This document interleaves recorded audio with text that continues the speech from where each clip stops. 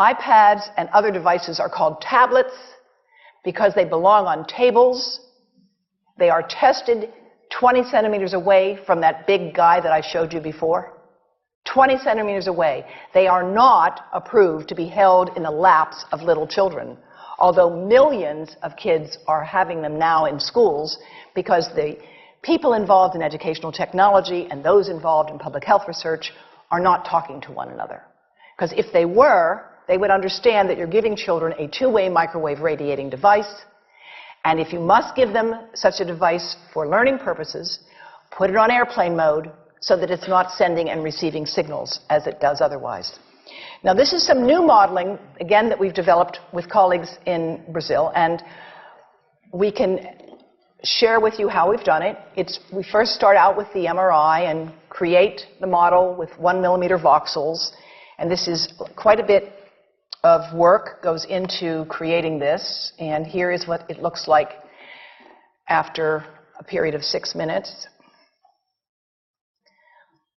And that's really not as bad as it might look, because you see the red area only gets partway through the eye of the adult, right? The one that we're really concerned about is this one with the young child. And this is a 3-year-old brain that we modeled. And you see that by the end of that 6-minute call, the peak radiation, yellow and red, is getting all the way into almost both eyes. And again, this is one call, and it's not going to kill anybody. It may not cause any biological effect whatsoever for 1 call or 2 calls or 3 calls. But the question is, what's the cumulative impact of this kind of exposure? How do we evaluate it? And I want to show you an example of some of the work that we are doing now that I'm releasing here for the first time. And this is a modeled microwave radiation dose of a 6-year-old with greater levels to the frontal and temporal lobes, eyes and cheek. And watch this here. Now, yellow, white, and red are the hottest, all right? And if you look carefully, you will see it's going into the eye, the nose. Do it again, just so you'll get to see it. And partly into the brainstem. Now, that's just showing you that there's going to be some exposure into that area of a young head. It doesn't tell you that there's any biological effect, right? Now, the next slide is going to show you something that might be of interest to students and faculty here. And that has to do with exposure to the reproductive organs. We call them the gonads. I think you say the testicles.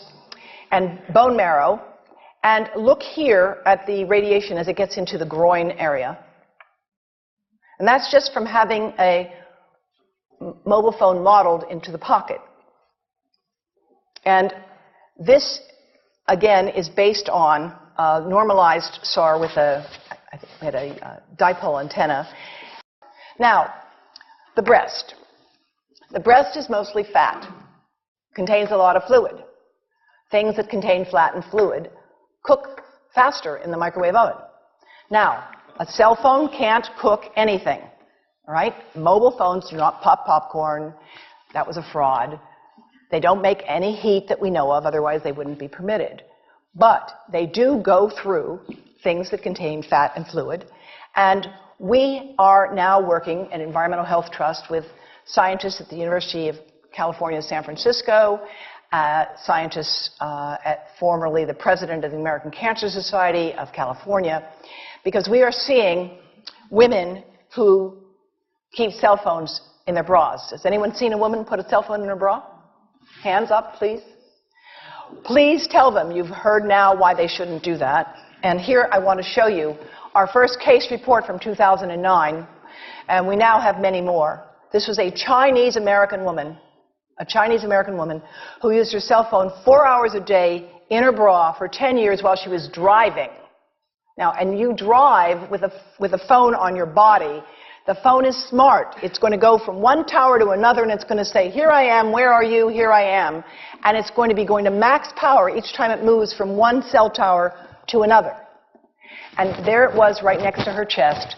And the tumors that developed right under the antenna of the phone. unusual tumors. But in the meantime, people have a right to know how you can minimize exposure. And again, I think this information is available on our website, will be available on yours. Remember, if you have to give a phone to a child, put it on airplane mode. And think about this.